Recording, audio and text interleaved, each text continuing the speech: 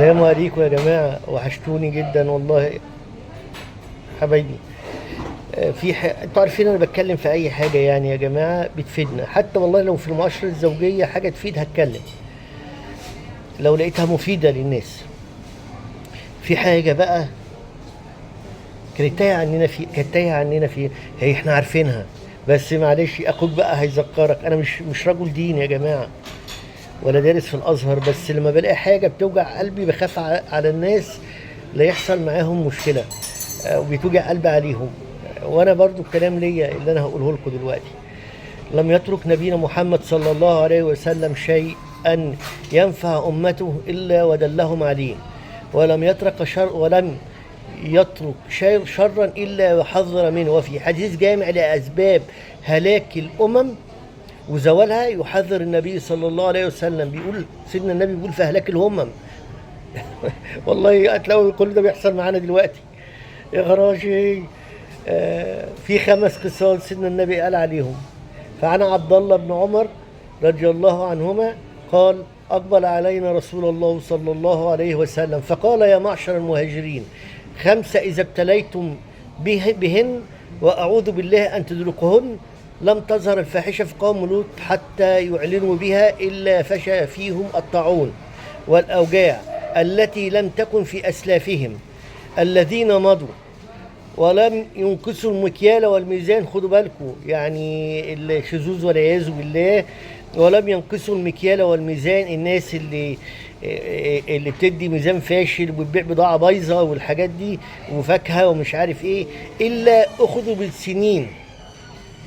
كده تلاقي السنين كده مرت في ثانية، وشدة المؤنة وجور السلطان عليهم، ولم يمنعوا زكاة أموالهم إلا منعوا القطرة من السماء، منعوا المطر.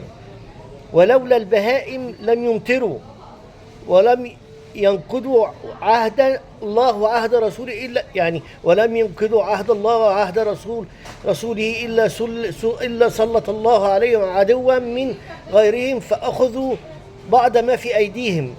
يا جماعة ده خرب على الكلام.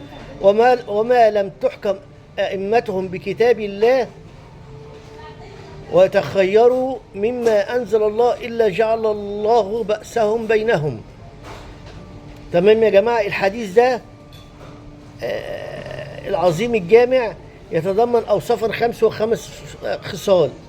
الخصلة الأولى هنقول الخصلة الأولى النهاردة: لم تظهر الفاحشة في قوم قط حتى يعلنوا بها، يعني ظهرت فاحشة فينا ولم يعلنوا بها إلا فشى فيهم الطاعون والأوجاع التي لم تكن في أسلافهم الذين مضوا. تمام؟